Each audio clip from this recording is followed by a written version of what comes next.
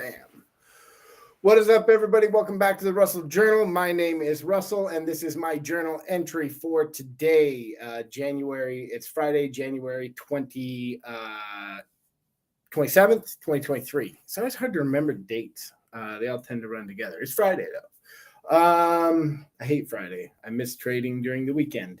I'll do a video about that at some point.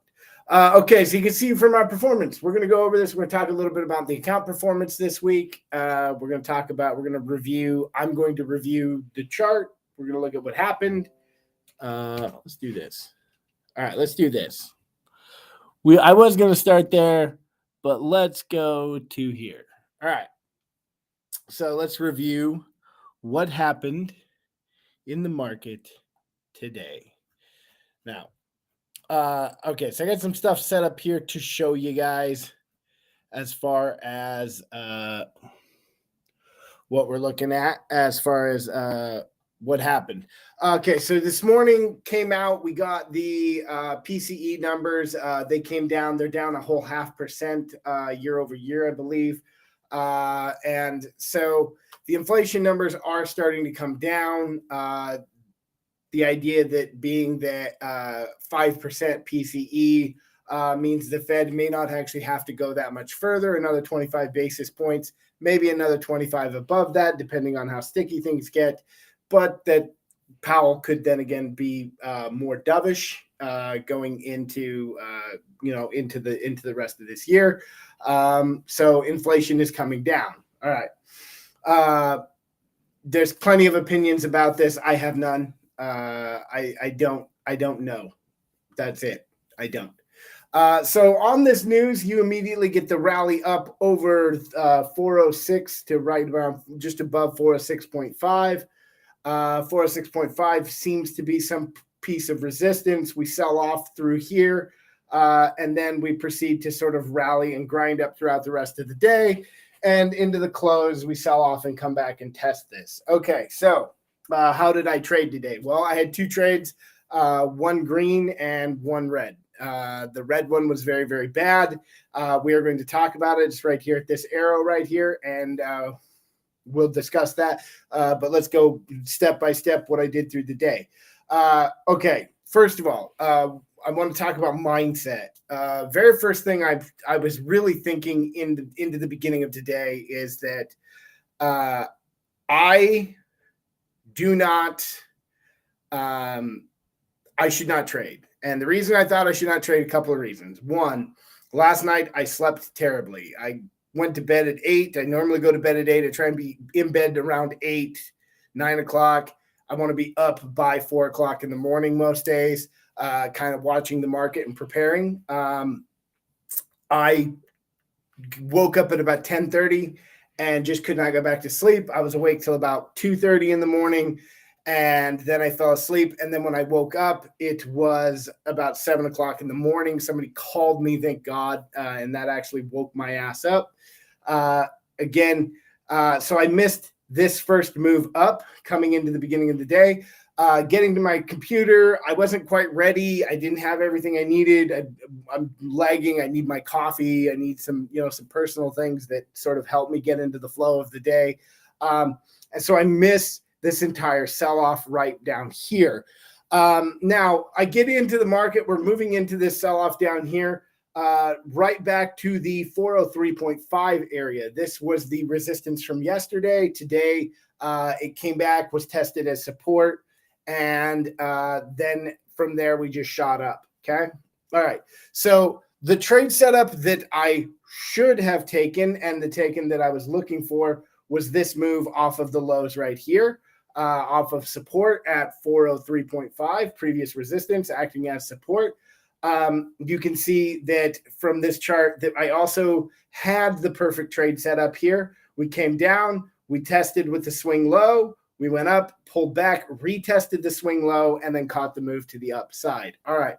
I missed this entire move. And this second thing here, so on top of being poorly asleep, the second thing here should have been my indication that it is time to stop trading. Okay. Instead, what I did is I waited for a move back on the slow stochastic over here, caught this low here, wrote it for the break above 403 or 406, 406.5, and was able to make about $50 on that trade. What did wind up happening is as we got up in here, we pulled back under. I set a stop loss as soon as we broke above this support or this resistance line right here. I moved my stop loss up to take profit, and it came back immediately. I was in at 30 cents. I was in the here. I jumped into the 407s, no 408s. I was in them at 30 cents. I had moved my stop loss to 35 cents in order to guarantee some profit in there. And no sooner did I set that stop loss did it come back and it just got it. It just came back and got it. Okay. So then you see we consolidate through the rest of the day. And then what happened here, and this is where I am a moron. First of all, one of the things I didn't see was this massive wedge forming on the intraday chart. Okay. At this point right here, I decided to go short, and look what happened, right? Definitely made the wrong decision at the wrong time. And then even worse, I kept holding, hoping for a fake out to the move to the downside. So this is frustrating for me, and it's frustrating on a couple of levels. One, as you know, I've been tracking my trades. I am in the beginning of seeing a pattern of me taking more and more trades that are not my setup. This is I've had at least 3 of these this week.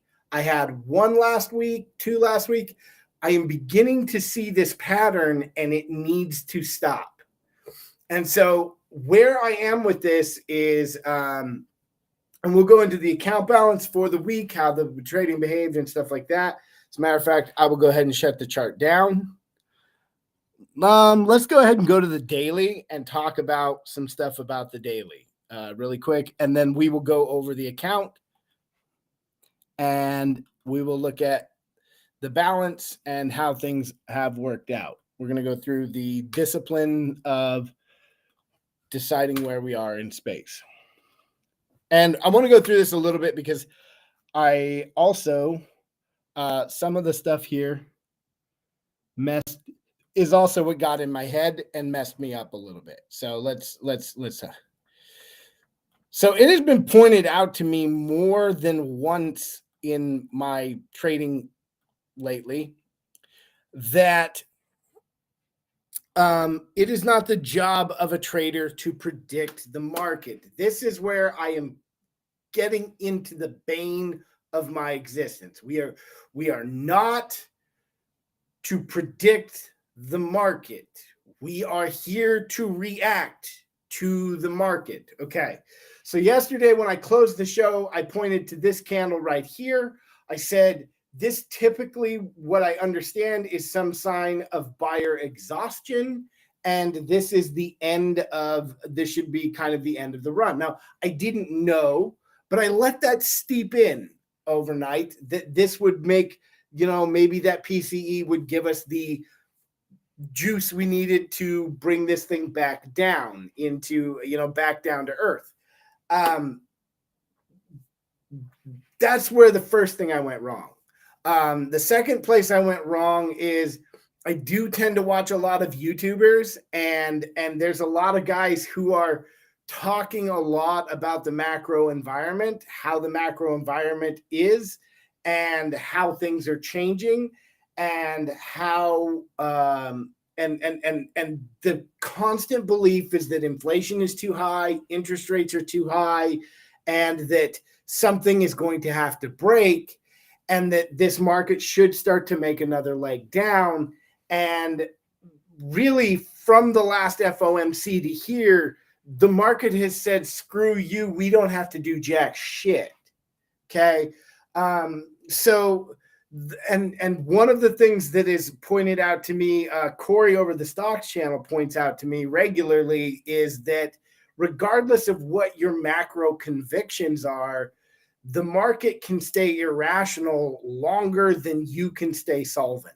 Okay. So you are more than welcome to take your short positions blindly where you will. But I don't know why you would think shorting into that is a very smart idea. And that is exactly what I did. I came into today, the end of today, thinking, we'll get the sell off. Okay. No sell off for me. And I should review a little more on that trade. I did. Okay. I'm all over the place. So I need to calm down, relax. Okay. So let's do the disciplines. I'll go back. We'll talk more about that trade. It almost doesn't really matter, but we'll talk more about it. I think it's going to be better for me to talk about it. It's not an isolated incident. It is, I'm seeing a reoccurring pattern here, and I got to end it. Okay. All right. So your trend is up, your bias is long, and your momentum is up. And now you got up today almost to the upper Bollinger Band. You did hit the 408, which I don't have the bands on, but you got there, and then you sold off from there. That's where the profit taking happened. Okay, so it's probably good that I point all of that out, because what I want you to see is what I did in this, which if I go back to the 5 minute, okay.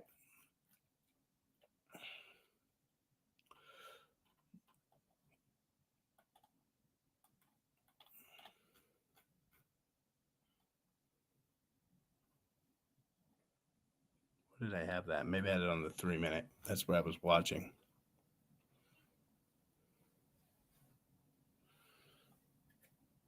There we go. Let's put that up. I deleted it. I feel bad for deleting it. Okay. So I essentially went long or went short into what I was hoping would be the pullback. Now, the thing that you notice here is after it did kind of do what I thought it was going to do, where we got a spike up and then sold off. This move is what I thought was going to happen right here, but it didn't, right? And when this move up happened, it demolished my premium. The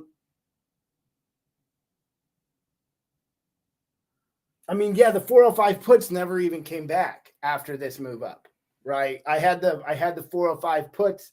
I was in them for 28 cents.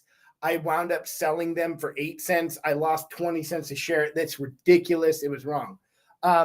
This is the move that I was looking for right here, but I looked for it right here, and I refused to cut that position. I held. Man, I sold into this candle. I cut that position finally into this big. I did it right before that candle hit, that big move up. Anyway, it just a boneheaded trade. Not happy about this. Okay. All right. Again, I had a good risk setup here too, by the way. I was green $50. The chart on the put I was watching, I was in at 28. I knew I should cut at 23. Hey, I lose the $50 I made today. It's house money until the end of the day. That's money. It's not really mine until the end of the day. And I still held. So it put me red on the day, $150. Okay. So we're going to end that. And we're going to talk about what's going on with the account and what what I was going to try and do.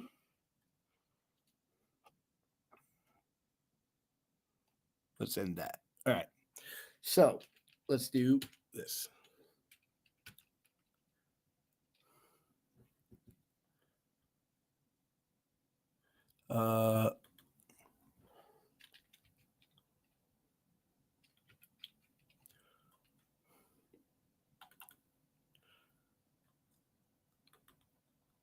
Why won't that go?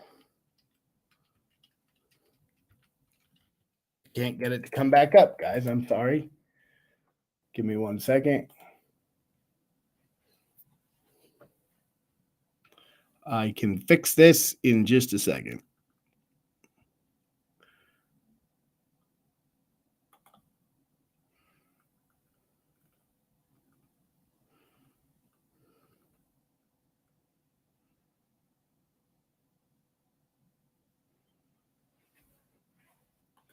All right, well, fine.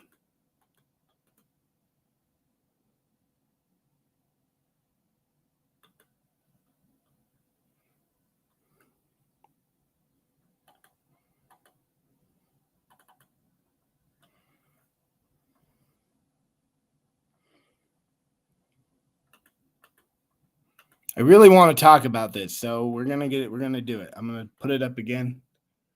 All right, there it is. Hey, it's there. It's back. All right. Okay, so you can see for the week we had a green week. It was a good week for my account. Considering I started the week around about $600, putting up this high, fantastic week for me. Okay. Now we got to add this.